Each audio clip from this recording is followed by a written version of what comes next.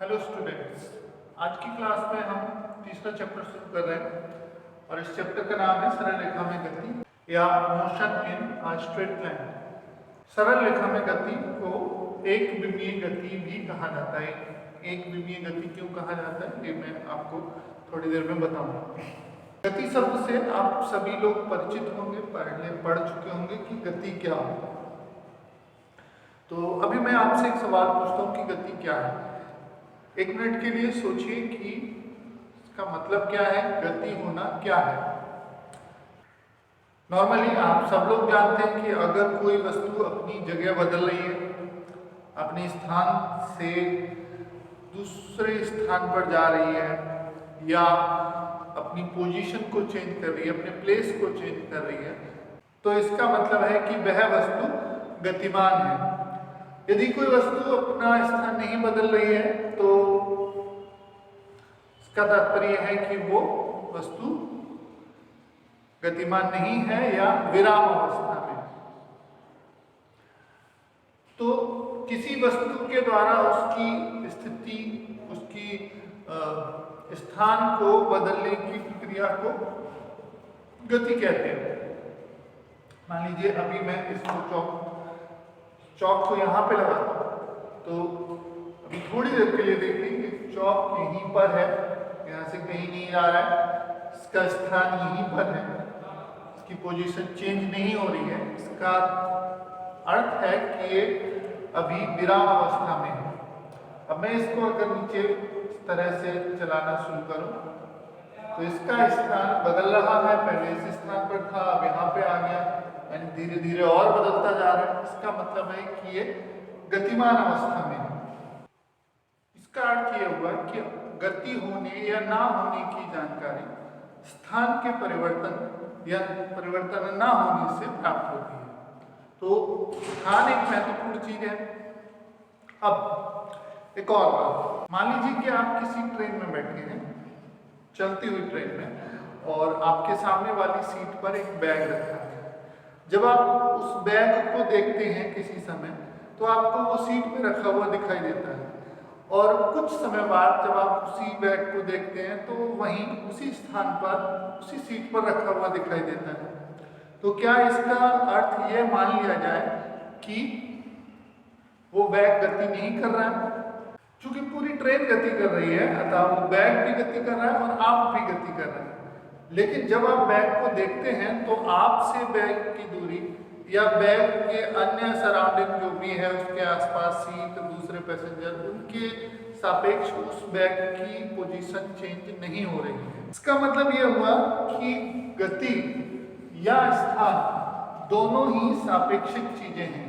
मतलब हमको किसी ऐसी चीज से उसकी तुलना करनी होती है जो हमें ये लगे कि स्थिर है, या हमारे हिसाब से, जैसे हमने पहले देखा कि हमारे हिसाब से बैग में कोई मोशन नहीं है, बैग में गति नहीं हो रही है, हमारे सापेक्ष बैग स्थिर है। लेकिन जब हम जमीन पर देखते हैं, ट्रेन से बाहर देखते हैं, तो ये दिखाई देता है कि ट्रेन चल रही है। चूंकि पूरी ट्रेन चल रही है तो हम भी चल रहे हैं और बैग भी चल रहा है।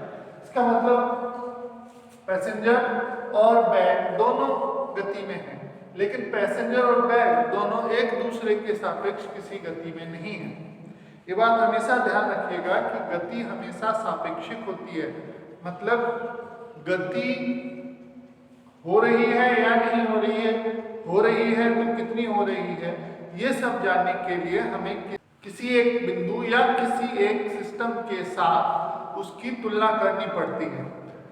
ये तुलना ही सापेक्षता है, यानी कि हम किसी एक स्थिर चीज के साथ या किसी एक सिस्टम के साथ वस्तु के गति की गणना करते हैं या उसका अध्ययन करते हैं। ऐसी चीज जो हमने इसके अध्ययन के लिए मानी गई होती है, जिसको हम स्थिर मानकर उसकी गति की तुलना करते हैं, उस बिंदु को या उस तंत्र को, पूरे सिस्टम को निर्देश तंत्र कहते हैं। अभी मैं इसको आपको जैसे डिटेल में बताऊं। मान लीजिए किसी समय चौक यहाँ पर है और डस्टर यहाँ पर है। थोड़ी देर बाद चौक और डस्टर इस तरह से मूव करते हैं और यहाँ आ जाते हैं। जाहिर सी बात है दोनों चीजों में गति हुई है, लेकिन अगर आप चौक के साथ डस्टर के सापेक्ष चौक की गति को देखें तो डस्टर के सापेक्ष चौक का स्थान अब भी वही है जो यहाँ पे था। इसका मतलब यह हुआ कि डस्टर के सापेक्ष चौक को यहाँ से यहाँ तक जाने में कोई गति नहीं हुई है, लेकिन गति हुई है ये आपको पता चला है क्योंकि आप इसको बोर्ड के सापेक्ष इसकी गति को देख रहे हैं। तो इसकी गति को देखने के लिए हम एक सिस्टम मान लेते हैं। वो सिस्टम बोर्ड का है।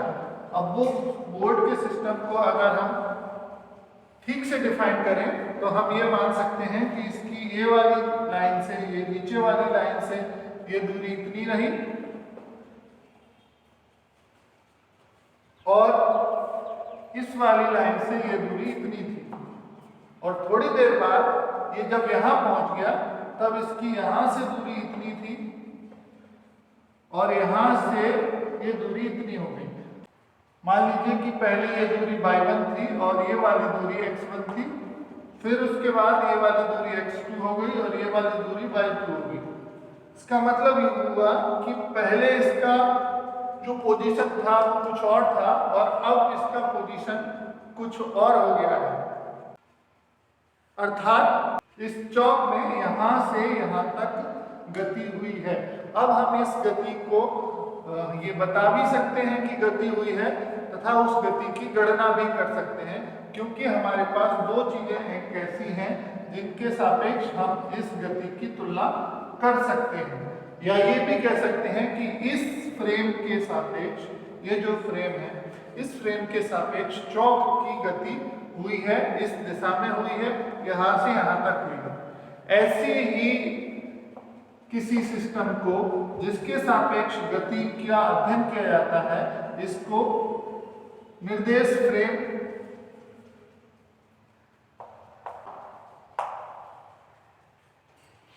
या फ्रेम ऑफ रेफरेंस कहते हैं। फ्रेम ऑफ रेफरेंस एक ऐसा सिस्टम है जिसके सापेक्ष हम गति तथा पोजीशन दोनों को डिफाइन करते हैं। जैसे कि मैंने ये बताया कि इस वाली लाइन से इसकी दूरी y1 है और इस वाली लाइन से इसकी दूरी x1 है, तो हम ये मान सकते हैं कि यहाँ पर जो पोजीशन है उसको हम एक निर्देशांक के रूप में लिख सकते हैं, जिसको हम x1 y1 इस तरह से लिख सकते हैं। ऐसे ही इस वाली पोजीशन को x2 y2 लिख सकते हैं, x1 y1 x2 y2। तो ये हम जब पाते हैं कि x1 और y1 तथा x2 और y2 दोनों अलग अलग हैं, इसका मतलब है कि ये दोनों पोजीशन अलग अलग हैं। साथ ही हम ये भी जान सकते हैं कि ये जो स्थिति है ये यहाँ से कितनी दूर है और यहाँ से कितनी दूर है। ऐसे ही अगर अब यदि यहाँ पर उपस्थित कोई कण कोई पिंड अपनी जगह बदलता है तो हमें आसानी से ये पता चल सकता है कि ये जो कण है वो गति कर रहा है। ये निर्देश फ्रेम ऐसे दो तरह के होते हैं, इनमें से एक को जड़त्वीय निर्देश फ्रेम तथा दूसरे को अजड़त्वीय निर्देश फ्रेम कहते हैं। इसके बारे में कभी बाद में बताऊंगा। इस प्रकार हम गति को इस प्रकार परिभाषित कर सकते हैं कि यदि निर्देश फ्रेम के सापेक्ष वस्तु की पोजीशन में चेंज हो रहा है या वस्तु का स्थान वस्तु की स्थिति बदल रही है निर्देश फ्रेम के सापेक्ष, तो इसका मतलब है कि वस्तु कण या पिंड गतिमान है या गति अवस्था में है। यदि निर्देश फ्रेम के सापेक्ष वस्तु का स्थान या पोजीशन चेंज नहीं हो रहा है तो हम ये कहेंगे कि निर्देश फ्रेम के सापेक्ष वस्तु विराम अवस्था में है। ध्यान रखिएगा, निर्देश फ्रेम के सापेक्ष हम उसको ये नहीं कह सकते कि वो यूनिवर्सली ट्रुथ है कि वो विराम अवस्था में है, ऐसा नहीं है। अगर मैं ये कहूँ कि मेरे सामने रखा गया चौक या मेरे सामने रखा गया डस्टर विराम अवस्था में है क्योंकि इसकी पोजीशन चेंज नहीं हो रही है। वास्तव में इसकी पोजीशन मुझे चेंज होते हुए दिखाई नहीं दे रही है क्योंकि वो टेबल पे रखा है, टेबल इस रूम में है और यहाँ पर किसी भी प्रकार की गति मेरे लिए आभासित नहीं हो रही है। लेकिन इसका ये मतलब नहीं कि ये निश्चित रूप से कहा जा सकता है कि ये डस्टर या ये चौक विराम अवस्था में ही होगा। ये निश्चित रूप से विराम अवस्था में है इस रूम के सापेक्ष या इस टेबल के सापेक्ष या मेरे सापेक्ष। लेकिन यदि मैं बात करूं कि ये यूनिवर्सली या ब्रह्मांड में इसमें किसी भी तरह की गति नहीं है तो ये गलत है क्योंकि पृथ्वी गति कर रही है। पृथ्वी में खुद 3 तरह की गतियां हैं, तो इसका मतलब है कि ये जो डस्टर है या जो चौक का टुकड़ा है वो भी गतिमान होगा। लेकिन हम गति को उस तरह से अध्ययन नहीं कर सकते। हम जब गति का अध्ययन करते हैं तो किसी वस्तु के सापेक्ष या किसी सिस्टम के सापेक्ष जो कि हमें स्थिर लगता है या जो हमें सुटेबल लगता है उसके सापेक्ष हम उसकी पोजीशन या उसके स्थान को निर्धारित करते हुए उसकी गति का अध्ययन करते हैं। अब जैसे कि यहाँ पे पोजीशन यहाँ से यहाँ हो गई, यहाँ से यहाँ तक इस चौक ने मूव किया तो हम कह सकते हैं कि यहाँ इसमें इतनी सी गति हुई। यह गति किसके सापेक्ष थी? ये गति इस निर्देश फ्रेम के सापेक्ष थी जो कि मैंने यहाँ पर मान लिया है। इस प्रकार गति हमेशा सापेक्षिक होती है और गति का अध्ययन हम 2 तरह से कर सकते हैं। पहली चीज निर्देश फ्रेम या फ्रेम ऑफ रेफरेंस और दूसरी चीज पोजीशन। यदि निर्देश फ्रेम के सापेक्ष वस्तु की पोजीशन में परिवर्तन होता है या वस्तु के स्थान में परिवर्तन होता है तब यह मानते हैं, ये कहा जा सकता है कि वस्तु निर्देश फ्रेम के सापेक्ष गतिमान है। यदि निर्देश फ्रेम के सापेक्ष वस्तु की पोजीशन में स्थान में कोई परिवर्तन नहीं होता है तब वस्तु निर्देश फ्रेम के सापेक्ष ही विराम अवस्था में है।